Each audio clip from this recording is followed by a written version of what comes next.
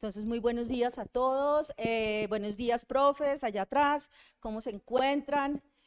Bueno, estamos hoy iniciando nuestra sexta jornada de socialización de la investigación en pregrado, que como ustedes saben, lo que hemos querido institucionalizar en el departamento es crear, o sea, este espacio que le permita a los estudiantes que están haciendo su monografía y su pasantía compartir sus experiencias investigativas, saber qué están haciendo los demás, poder tener como esa claridad y ese ánimo de estar muy orgullosos de presentar lo que rigurosamente han venido construyendo junto a sus docentes. ¿Cierto? Porque este es un trabajo que ustedes vienen haciendo con el mayor rigor posible.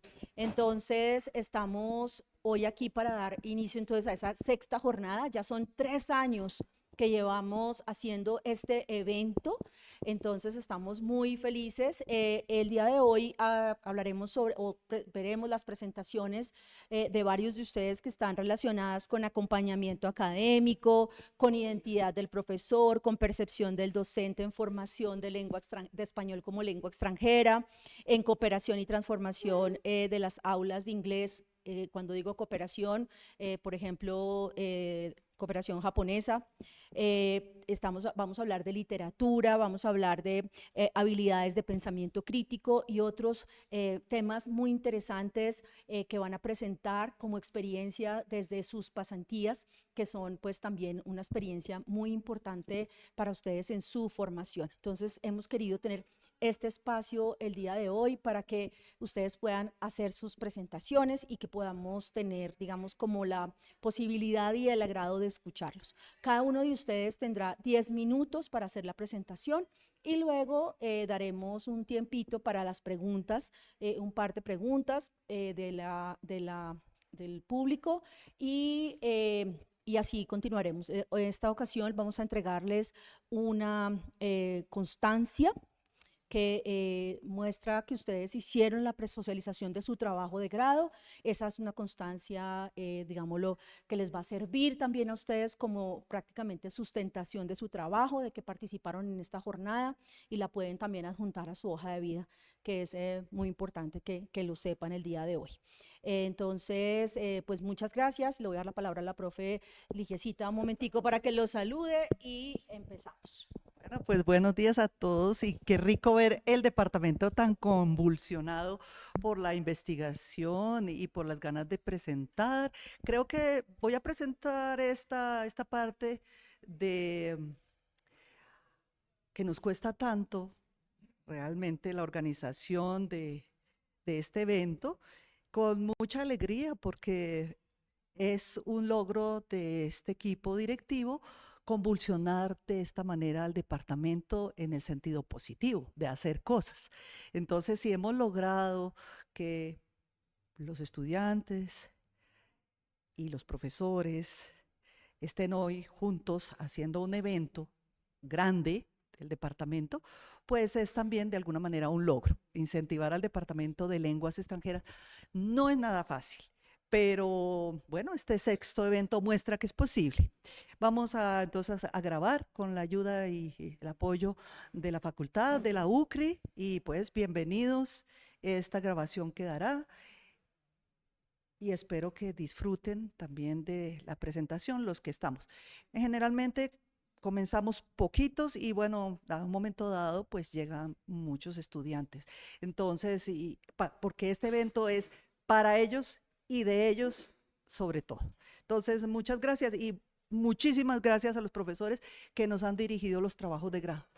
Gracias, profesora Melba, profesora Rocío, profe Juan, el profe José David, el profe, ¿dónde está? El profe, no, pero los que estaba aquí, el profe Javier, el profe Johnny, la profe Adriana, en fin, todos los profesores que han dirigido, sí, y la profesora Marcela, por supuesto, cabeza de nuestro departamento. Muchas gracias a ellos, de verdad no es fácil. Muchas gracias. Entonces, bienvenidos a este evento y ojalá pues todo el departamento haga cosas muy bonitas hoy. Muchas gracias. Bueno, pues la primera presentación es de Santiago Andrés Bello Sánchez y pues su trabajo de grado se titula Siebenpolitik gegen das einige Volk, die politische Reden gegen Migration in den Linien der AfD. Gracias a todos y todas, compañeros, compañeras, profes, los coordinadores.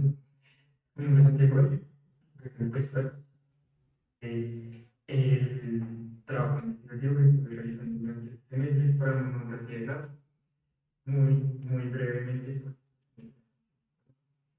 Entonces, el título de mi trabajo es el siguiente: Politik gegen das eigene Volk, die politische Rede gegen Migration in den Linien der AfD. El trabajo fue escrito en alemán, la mayoría de bibliografías fue consultada en alemán también, entonces si llega a haber algún término que se me puede traducir muy literalmente o no naturalmente, me disculparán. El título en español es Arte política en contra del pueblo. Discurso político anti-migratorio de las líneas del AfD.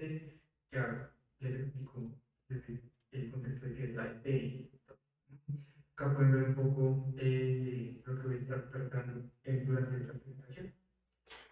Comenzamos por los objetivos, los leo brevemente. El objetivo general es determinar y describir de qué manera se construye el discurso político de Alice Biden sobre la política migratoria, identificando los elementos discursivos y retóricos utilizados. Ya les cuento también un poco de quién es esta persona.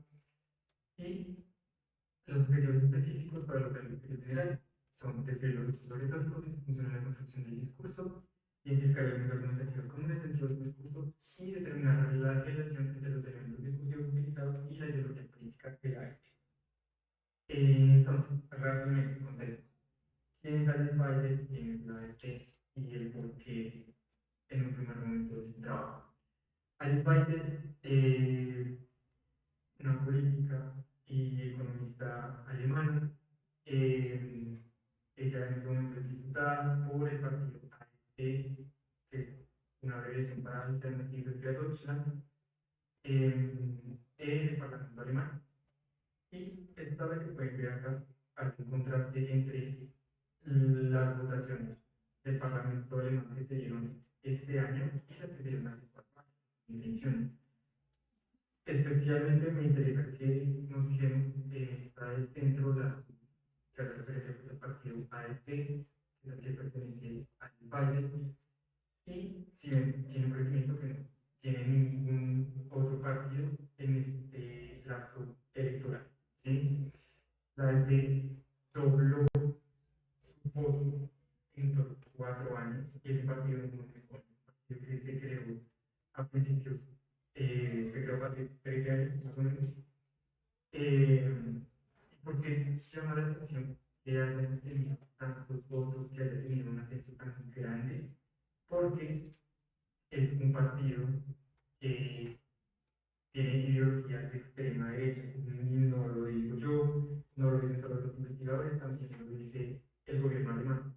A principios de este año, en mayo aproximadamente, se estaba dando el debate en los tribunales constitucionales de varios estados federados de Alemania para decretar a la AfD como un partido de extrema derecha oficialmente. ¿Listo? Bueno, un poco el marco teórico. Estuve manejando principalmente estos tres conceptos, pues teniendo en cuenta lo que ya les había contado, lo que ya les había mencionado. Radicale Rechte, Populismus und Rechtspopulismus. Ahí están los autores que manejé principalmente para desarrollar cada uno de estos conceptos, por si quieren consultarlos luego. No voy a ahondar mucho en esto porque no me da tiempo. Entonces, bueno, ¿qué fue lo que analicé y cómo lo analicé? Analicé solamente un discurso. Fue un discurso que dio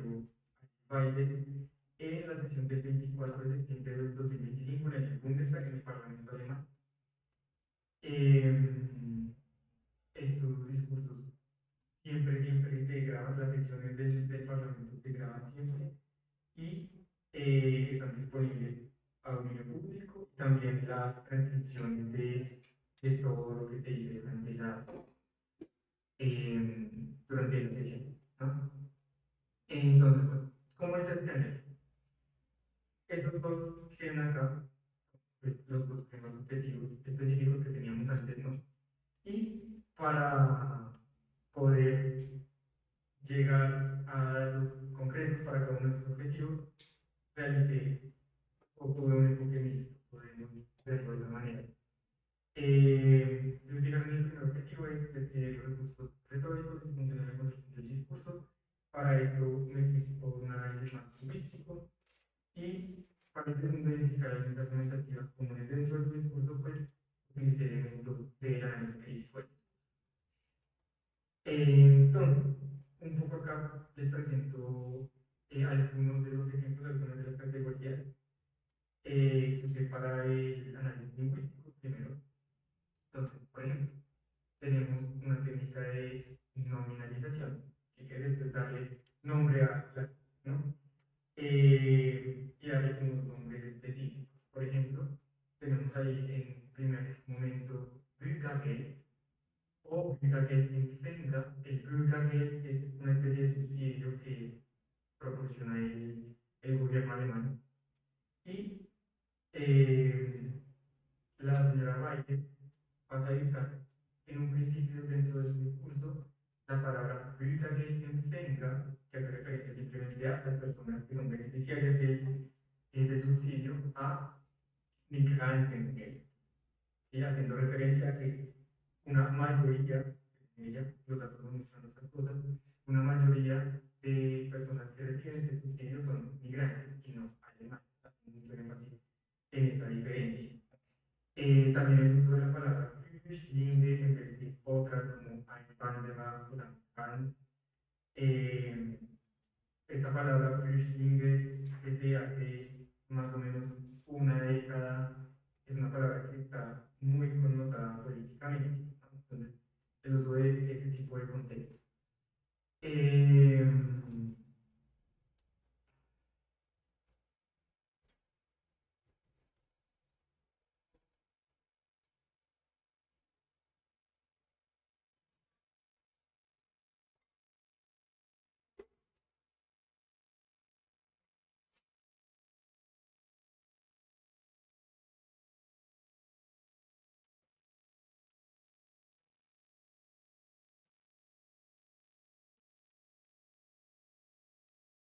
bueno, me acabo de ver que se me fue acá mal en la segunda, que es la de modalidad, se me fue muy arriba. Eh, pero básicamente el uso de verbos modales junto a eh, opiniones de valores, opiniones que expresan un valor para dar un cierto sentido, ya sea urgencia o de necesidad de algunos enunciados, ¿no? Y por último, generalización, que también es algo muy frecuente dentro de su discurso. En un momento ya, perdón, este enunciado que está acá, en el que dice que hay escuelas públicas específicamente, en el que hay más de un 90% de estudiantes que son migrantes y que en esas escuelas ya ni siquiera se habla alemán, ¿no? Entonces, usa el caso de unas escuelas específicas para generalizar y hablar como si fuera un problema generalizado en todo el país. Y acá un par de ejemplos, un par de las categorías que usé para el segundo caso, el ideológico. Entonces, primero, pues, está estas técnicas de legitimación discursiva, por ejemplo, la evidencialidad, dice o proporciona unos datos que están descontextualizados, primero, y además en ningún momento nos proporciona las fuentes de las cuales está sacando. Y hace siempre una reiteración cuando proporciona estos datos, está constantemente diciendo, esta es la verdad, esta es la verdad. Y hay ciertos topos y ciertos argumentos que ella menciona, que por su generalidad el interlocutor podría llegar a explicar como simplemente verdades, sin necesidad de salir mucho cabeza.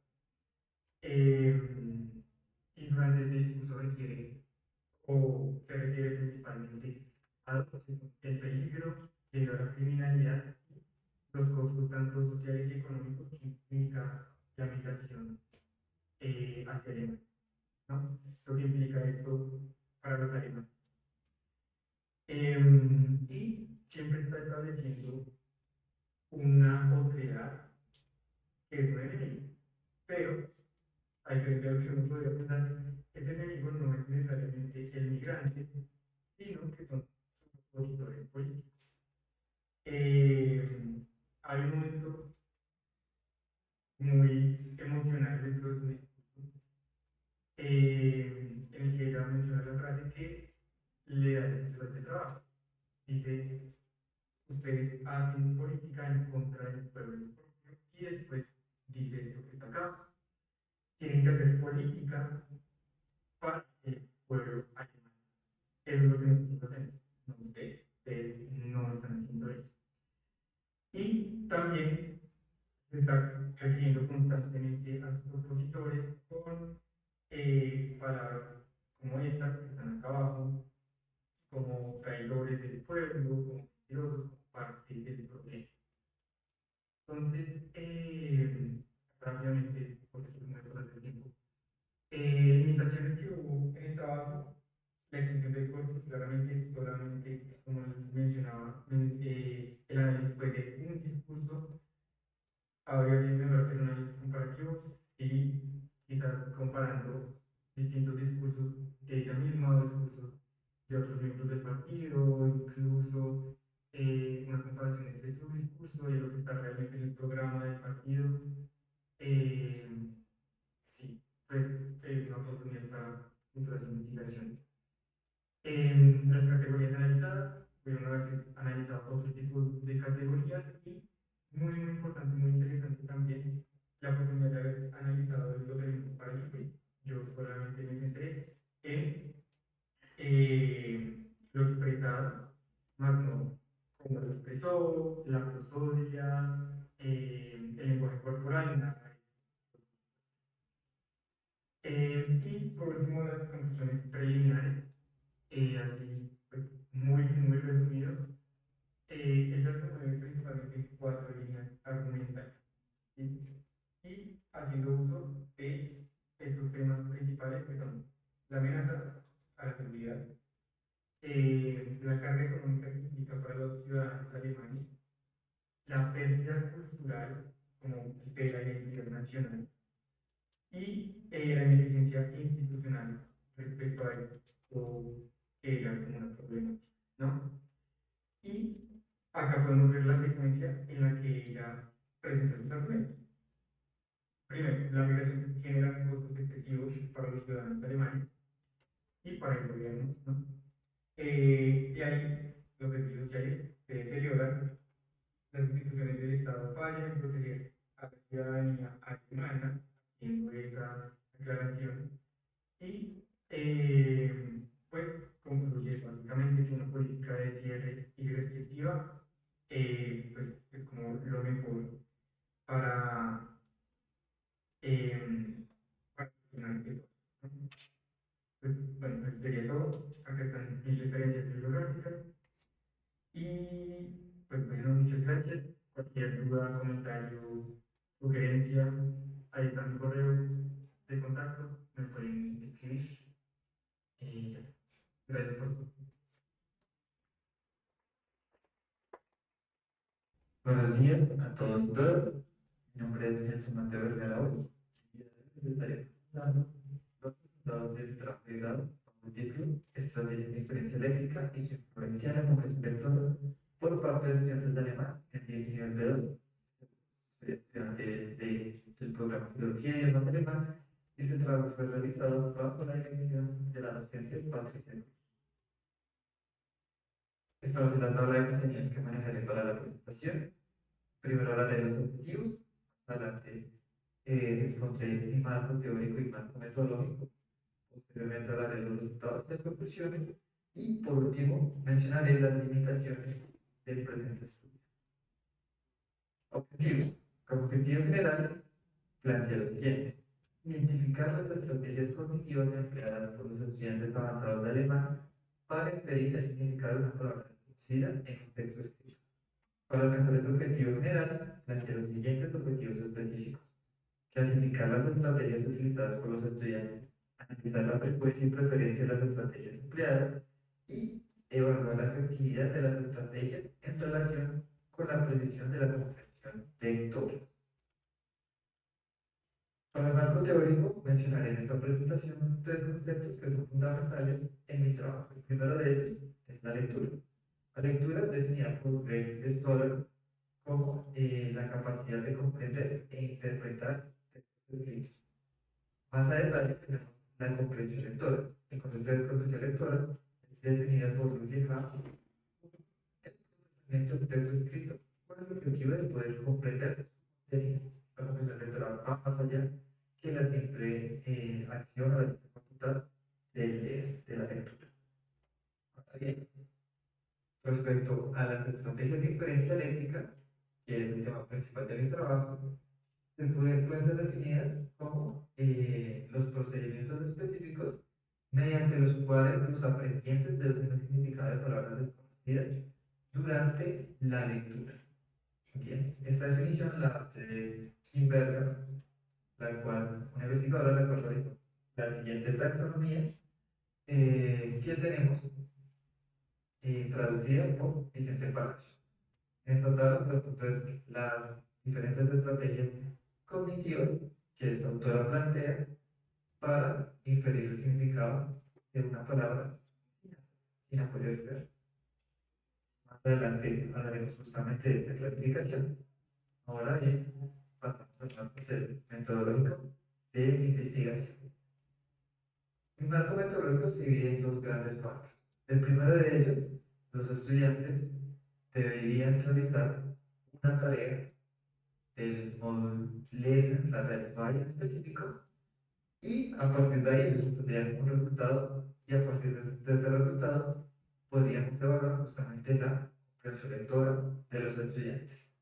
Aquí encuentran el formato que utilicé, la tarea que tuvieron que realizar los estudiantes, tenían que leer el texto que ven a su izquierda y responder las preguntas a su derecha, un total de 7 preguntas.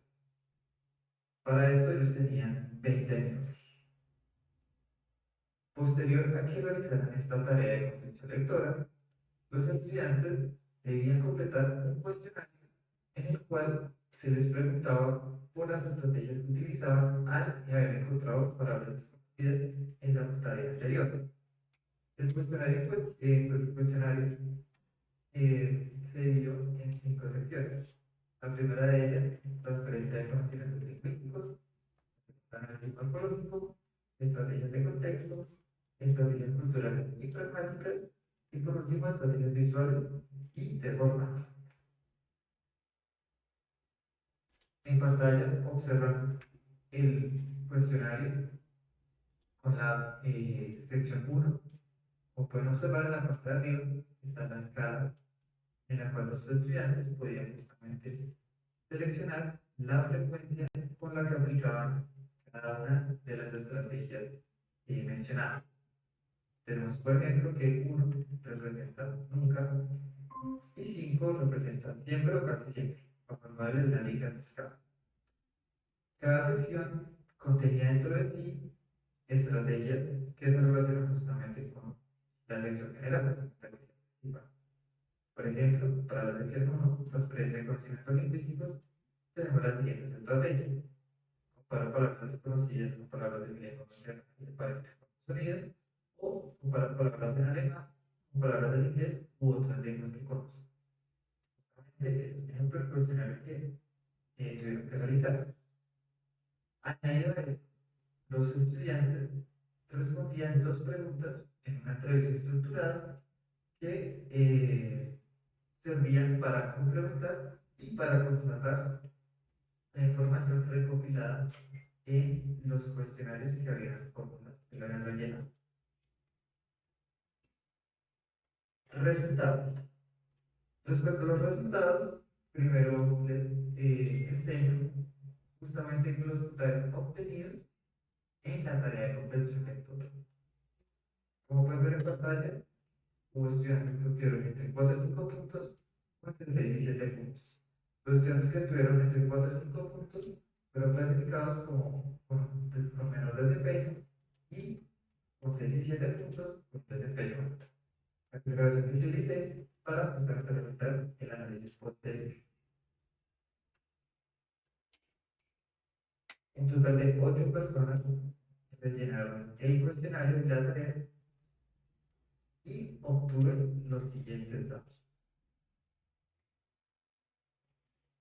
En la tabla es posible observar que la sección 2, análisis morfológico, y la sección 3, estrategias relacionadas con el contexto, fueron las más preferidas, las más utilizadas por los estudiantes en general. ¿Cómo organiza esta tabla? Ustedes pudieron ver, tienen que escoger de 1 a 5 con las estrategias y posterior a eso realicé un promedio y este promedio, es decir, que el 5 en esta tabla también representa siempre o casi siempre y el 1 nunca casi nunca. Ahora bien, cada sección, cada categoría dentro de sí contenía justamente diferentes estrategias. Es posible observar en las categorías mencionadas, en la 2 y 3, la barra de color morado indica que se escogió un 5, es decir, que esta estrategia era utilizada siempre o casi siempre. Y justamente coincide que la sección 2 y la sección 3 tienen varias estrategias que eran implementadas siempre o casi siempre por parte de los estudiantes.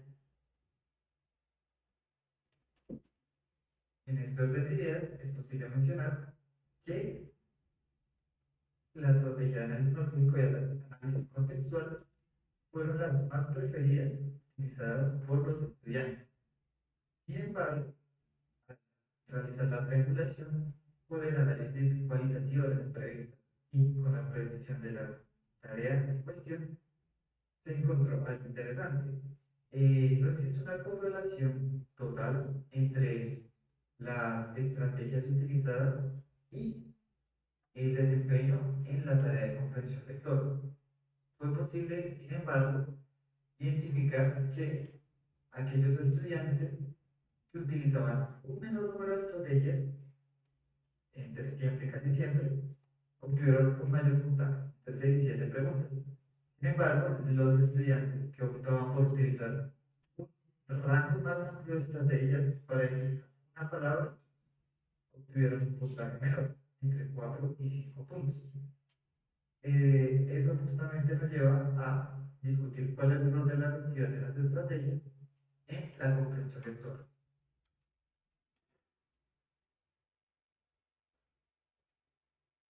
Bien, es importante mencionar que la muestra que se tuvo para este estudio fue reducida. Fueron 8 estudiantes del programa de Filología y Idiomas Alemán que están entre el nivel B2 y C1.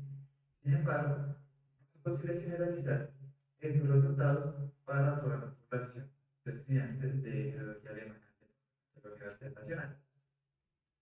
Además de eso, el número de tareas para la comprensión lectora fue reducido, fue solo una tarea para la comprensión lectora, y el cuestionario que se le realizó para las estrategias de diferencia léxica se basaba en la autopercepción de los estudiantes, es decir, ellos mismos realizaron un proceso metacognitivo en el cual decidían si la estrategia, si utilizaban X o Y estrategia, lo cual podría conllevar a hacer al completar el formulario. A pesar de eso, de esas limitantes, es posible mencionar que este estudio sirve justamente como base para profundizar en cuáles estrategias pueden llegar a ser más efectivas o qué implementación es más efectiva de esas estrategias justamente en miras de una preparación para las pruebas de comprensión lectora, en este caso, comprensión lectora de 1 del tipo de examen del GATE certificado. Además de esto, es posible constatar, en comparación con trabajos previos, como de Kimberger, que los estudiantes suelen justamente preferir las estrategias que se relacionan con el contexto y con el análisis morfológico de las palabras. Con esto termino mi presentación. Aquí pueden observar las referencias y muchas gracias por su atención.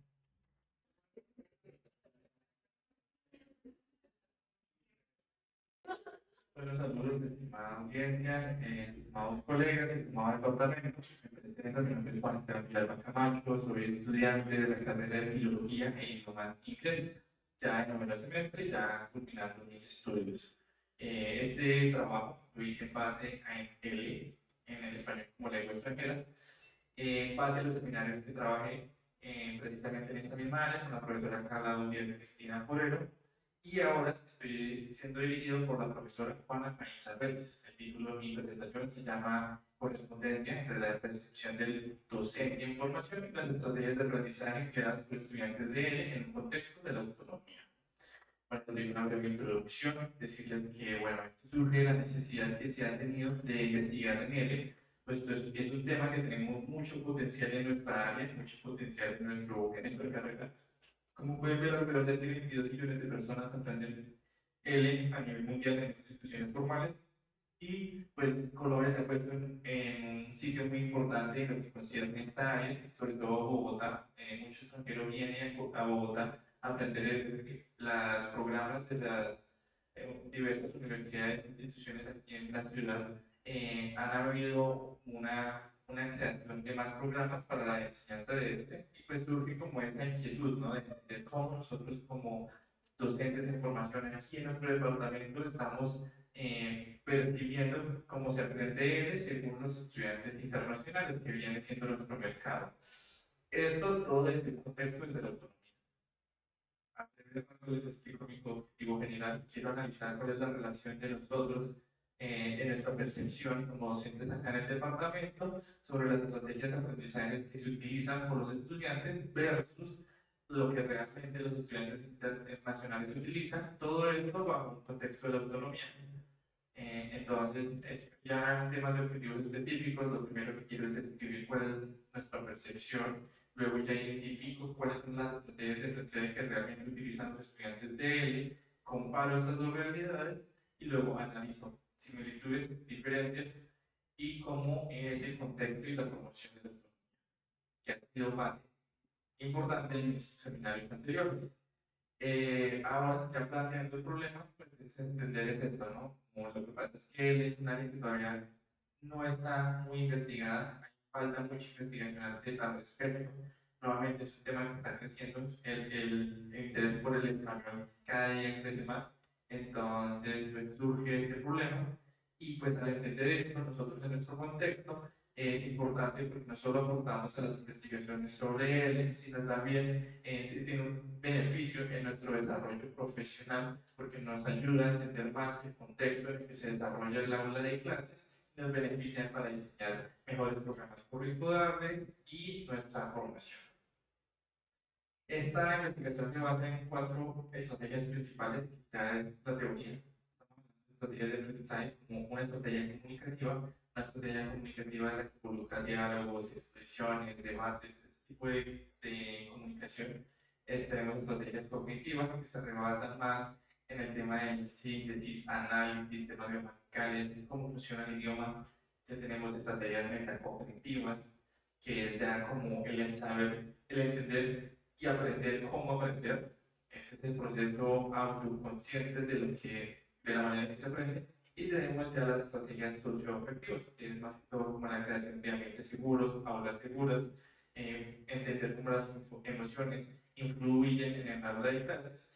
Y esas serían las 4 estrategias en las que se va a basar esta investigación. Ya pues tenemos definición de autonomía, que es como cuál es la capacidad, de gestionar y tomar sus propias decisiones, que el estudiante es un miembro activo en el aula de clases, no pasivo, importante, y pues cuál es su relación con la estrategia, sobre todo con la mente cognitiva, y pues cuál es el trasfondo de esto, que involucra una motivación, una capacidad de toma de decisiones y pues también acceso a recursos.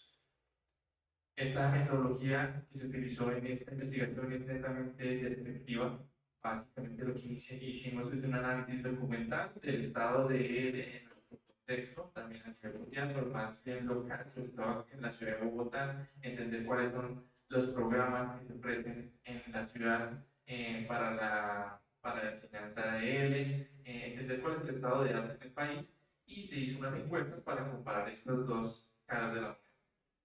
Entonces, nuestras poblaciones son principalmente nosotros, los colegas acá en docentes de formación de la universidad y los estudiantes internacionales de ella. Para caracterizar rápidamente, vemos que los docentes de formación, el 80% son jóvenes menores de 24 años, cursan semestres superiores a partir del cuarto semestre, gente que ya el 70% tiene experiencia docente, estamos hablando que solo el 33% tiene formación en él, pues todavía falta más formación en él específicamente.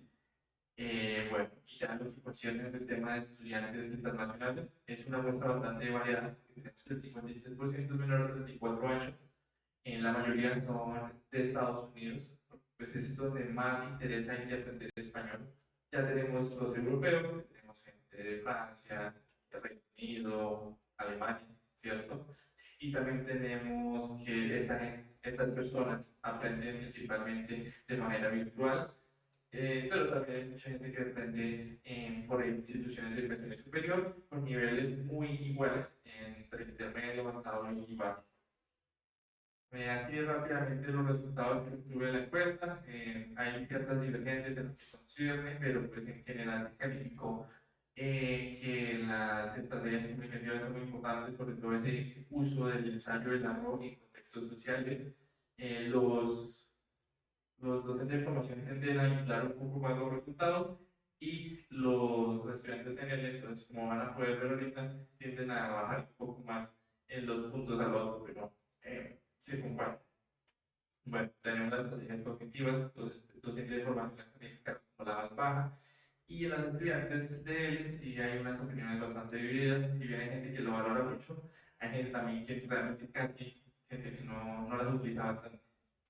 El tema de la metacognición es algo que no se aplica muchas veces en la aula de clases, puesto que es como la importancia de entender la autonomía y nuevamente aprender cómo aprender.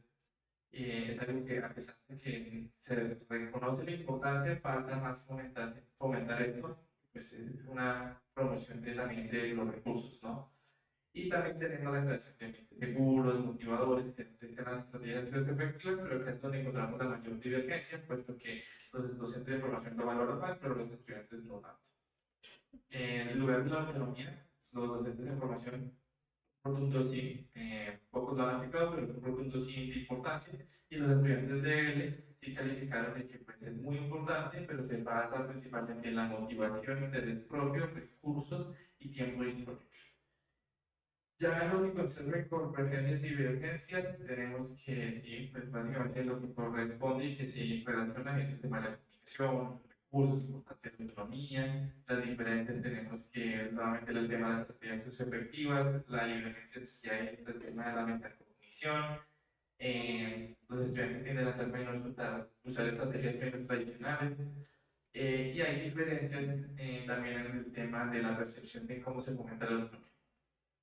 Las dificultades que tuvimos, pues principalmente en mi contexto, yo realmente me vi pues en Castilla la Nueva en pues tuve tiempo limitado, a pesar de que estuve trabajando desde el semestre anterior en esto, siempre pues mi ubicación generó dificultades, porque no era fácil acceder a las universidades, se intentó buscar como acceso a las entidades que enseñan en Bogotá, pero pues como dice el dicho, la cara del santo hace el milagro y pues desafortunadamente no estuve allá para hacerlo. La universidad se buscó la manera de tener clases de manera presencial de él, pero no están en oferta ahora por temas de seguridad. Y el tema también de la muestra internacional, puesto que si bien es diversa, no es muy controlada. Se atendió básicamente por foros, por internet, por redes sociales, entender cómo se aprende español, pero pues no es una fuerza muy controlada. Las conclusiones es que sí, hay una correspondencia bastante parcial, sin embargo, pues una cosa es lo que percibe el docente y otra cosa es lo que realmente ponen en práctica. Entonces siento que ahí hay campo para trabajar.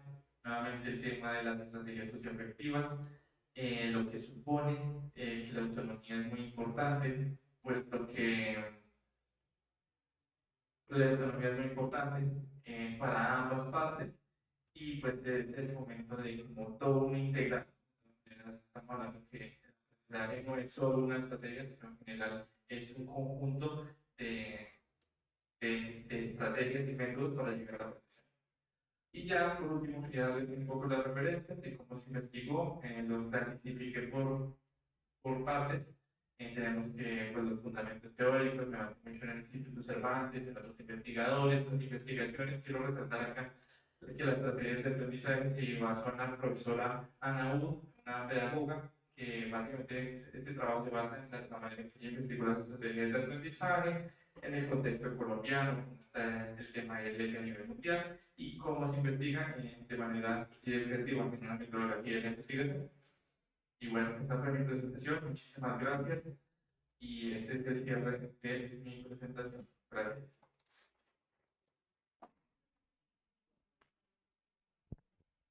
Buenos días, mi nombre es Adriana López y hoy vengo a presentar pues una síntesis del proyecto que he estado realizando este semestre en el marco de pues el trabajo monográfico bajo la dirección de la profesora Melba.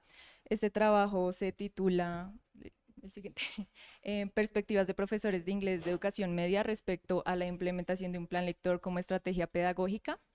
Siguiente, por favor. Estas son, pues, a grandes rasgos las secciones que voy a cubrir en esta presentación. Siguiente.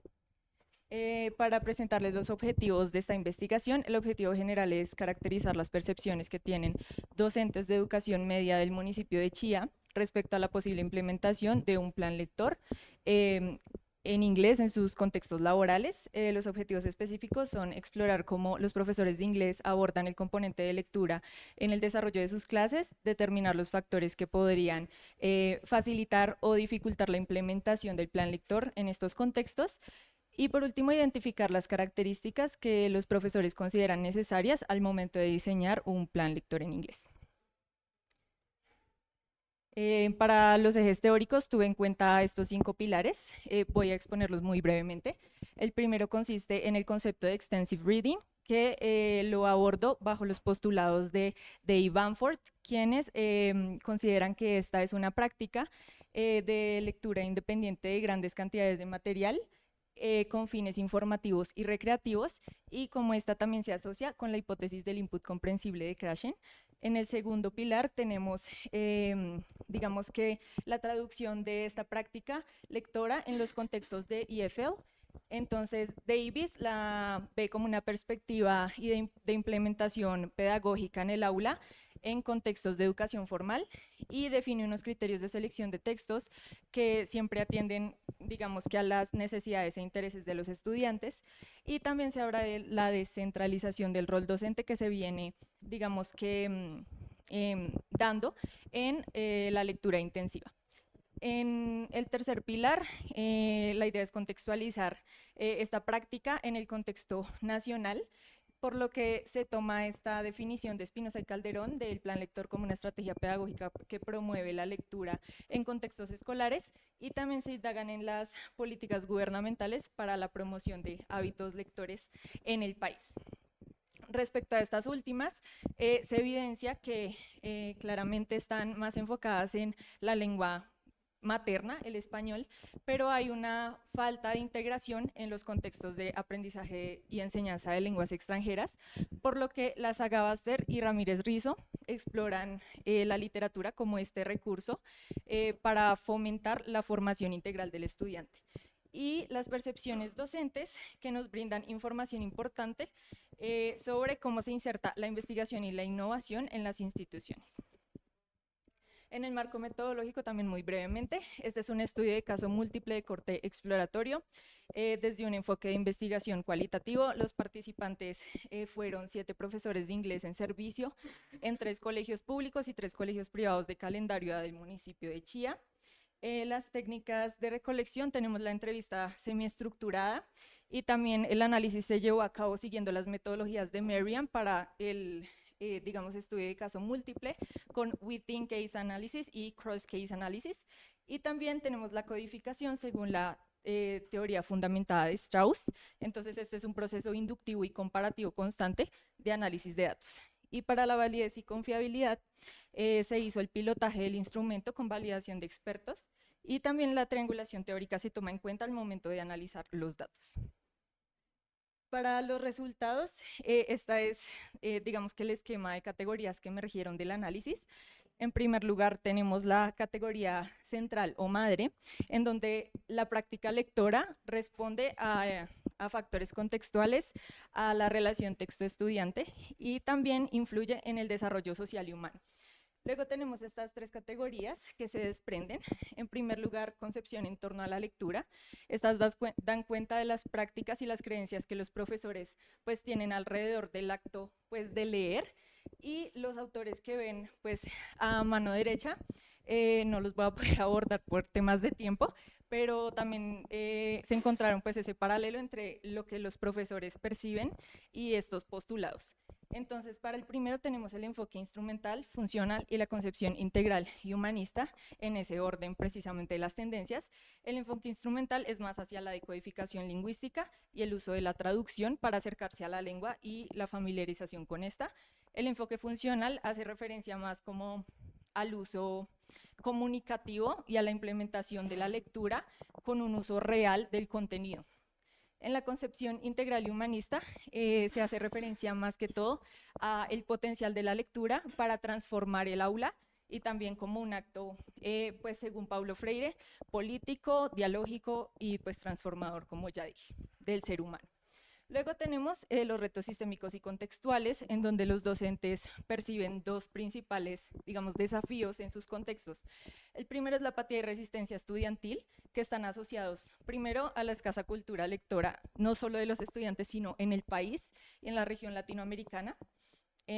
También tenemos la influencia de la tecnología en el comportamiento lector, y la motivación extrínseca, que es, digamos que, estimulada por una calificación o el sistema evaluativo que tenemos en Colombia. En condiciones institucionales se hace referencia a las restricciones de tiempo, al acceso al material y también al apoyo de la comunidad. Este es un trabajo que debe hacerse de la mano no solo de profesores de inglés, sino también de otras áreas y con apoyo de los hogares y, por supuesto, los directivos administrativos de la institución. Por último, las condiciones que orientan la planificación con sentido del plan lector. En estas tenemos tres principales criterios, en donde primero el docente es un motor de cambio. En esta el docente se percibe desde dos ángulos. Uno, como orientador, es decir, que es capaz de extraer las líneas de pensamiento del estudiante e ir más allá de la simple repetición del contenido para producir ideas. Y el docente como modelo lector, es decir, que inspira y motiva a través de su relación misma con la lectura.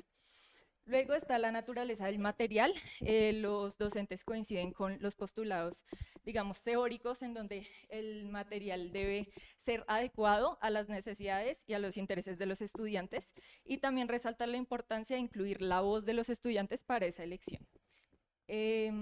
Bueno.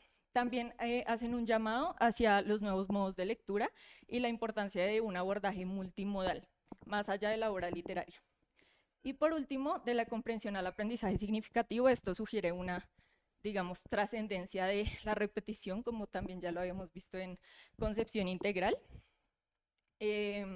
hacia experiencias de aprendizaje significativo que le permitan al estudiante generar un vínculo entre la experiencia que tiene con las emociones, que es lo que siente cuando lee, y la memoria, que recuerde también esas experiencias. Siguiente. En logros y aportes, bueno, me quiero enfocar acá en el primero y también uno personal.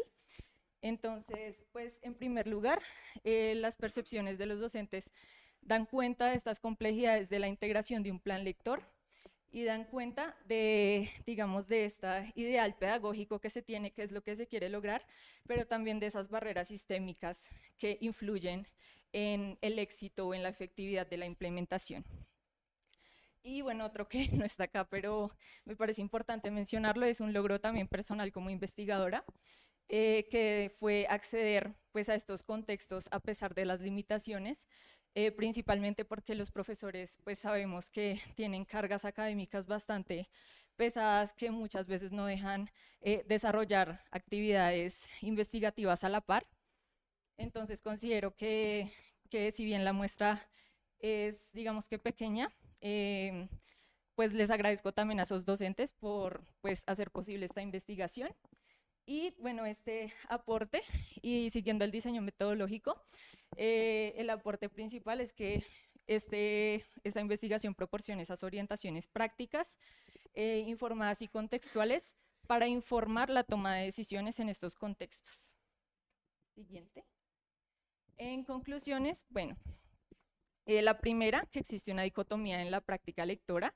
Entonces, como pudimos ver, sí, los docentes reconocen el valor formativo de la lectura, pero las condiciones institucionales, específicamente el nivel lingüístico que tienen los estudiantes, solo permiten en la mayoría de los casos recurrir a tareas instrumentales.